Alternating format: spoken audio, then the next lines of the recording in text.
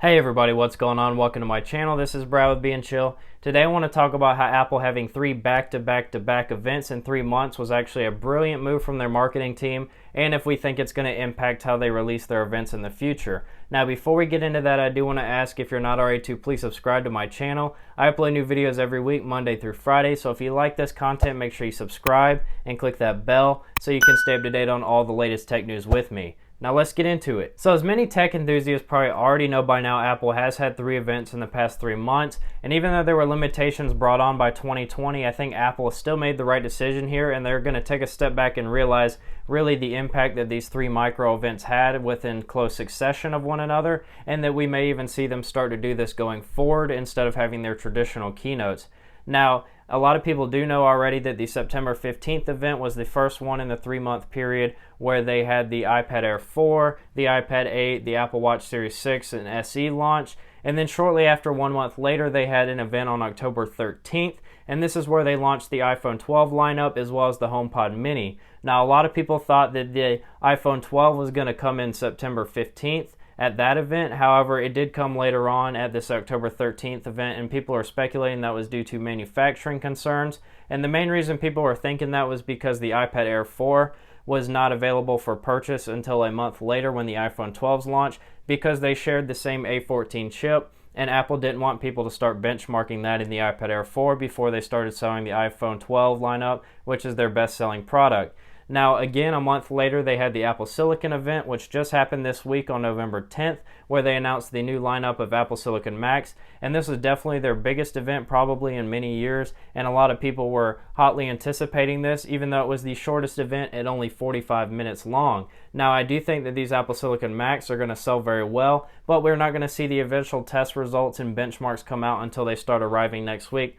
on November 17th, and that's going to kind of play into what I'm going to talk about in this video, about how they start to build up hype with these little micro events, and then they keep that hype rolling, and then they basically corner an entire market of tech news for basically 12 weeks straight in an essential time of the year right now during the holiday season. You may or may not have noticed this already, but I may be partially biased as a tech reviewer because I keep up with all this stuff. However, it really seems like Apple has been dominating all the news, including YouTube search results, as well as just any other kind of news articles that you may stumble upon. It seems like people have been talking about Apple nonstop since September, and I think it kind of keys into Apple's strategy a little bit. So what they do is they basically will not announce an event until the week before, and that leaves plenty of room for speculation for people to make videos and news articles about leaks that come from not even confirmed sources, and about 25% of the time they're usually wrong depending on the leaker, or it could be more, because nowadays you really can't verify any of these leaks, and anybody with a Twitter account and a hashtag can put something out and start getting a lot of views, which is going to generate news articles and hype for that product. So once the event is announced, you have about a week from that time to about the time the event starts to happen, and so all those leaks and rumors that I just talked about, they start to blow up momentously, and people are all watching these videos and reading these articles and checking their bank account to see if they have enough money in their account to afford all these supposed new products that are going to be coming out. And then the date of the event rolls around, and you have millions of people that are watching it because that hype was built up and so many people know about it. And that's just on YouTube. Who knows how many people are watching it on Apple's site directly or any other source, or they catch it up later with a video that they find on the internet, or they just read a news article to recap everything. They have millions of people watching this the day it happens to get ready for this product. And I don't think that you see that happening with any other products, any other tech products anyways, at least not ones that come out on a yearly basis.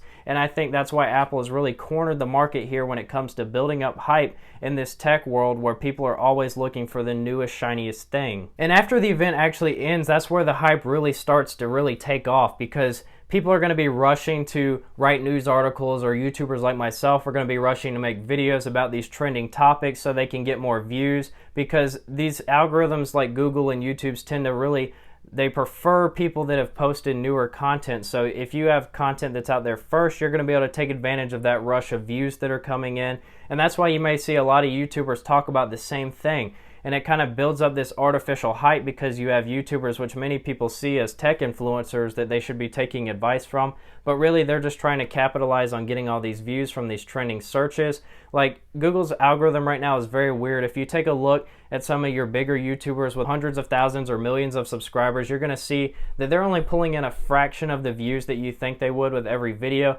and occasionally they'll have a few that take off and get hundreds of thousands or millions of views. And if you take a look, most of the time those views are going to be coming in on very trendy topics like the release of a new Apple product. And so basically what happens here is that YouTubers and other people writing news articles on the internet are going to be milking these trends as much as possible to try to get as many clicks and views so they can get as much ad revenue out of it as possible to sustain their lifestyle. Now, in the past, this wasn't necessary because subscribers were always notified of new videos, but nowadays for YouTubers to even get their content found, they have to get it out quickly on these trending topics because they need to get those new viewers since their subscribers aren't watching their videos as much, or even because their subscribers aren't getting notified about their videos and they have to find them through the search bar just like everybody else. And that builds up this hype, and it's kind of ironic because you have Google basically putting more money in Apple's pocket by doing this when they build up the hype on these products. But it's even weirder too because Google is also probably profiting more from this simply because this is how they function in order to generate the most revenue from their advertisers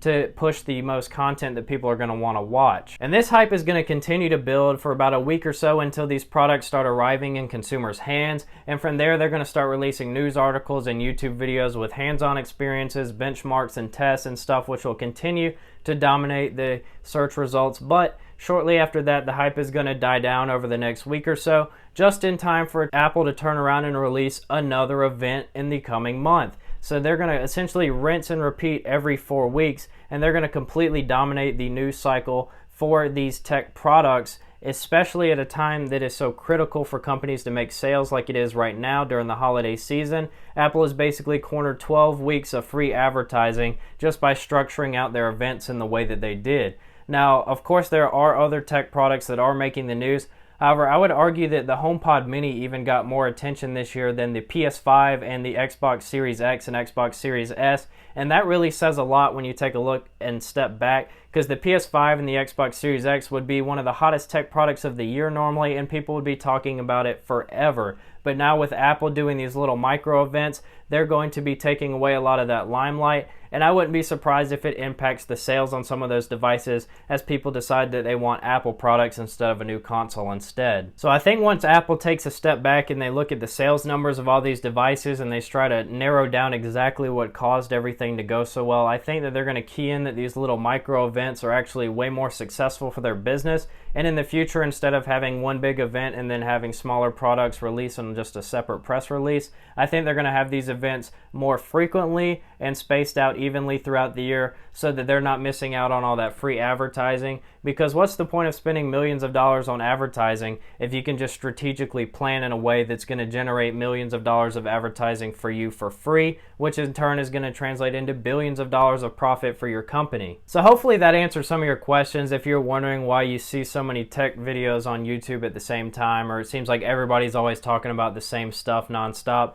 hopefully that'll shed some light on that for you, and hopefully that'll help you be a little bit more skeptical when you see videos or news articles on the internet and kind of peek behind the curtain to see why that they might be talking about things the way that they are, and why some people's hot takes might not actually be hot takes and they're just trying to capitalize on the trending search results and get some views by being a little bit different than what everybody else is doing. Now, please let me know down in the comments if you have any more questions about this, or if you have some other theories that I didn't explore in this video. And also smash that like button if you like this content. It really helps me grow. But I do think comments help the algorithm better these days. So if you leave a comment, you're really helping me out as well as smashing that like button. And once again, I upload new videos every week, Monday through Friday. So if you like this content, make sure you subscribe and click that bell so you can stay up to date on all the future tech news with me. Now, I'll catch you guys in the next one. Peace.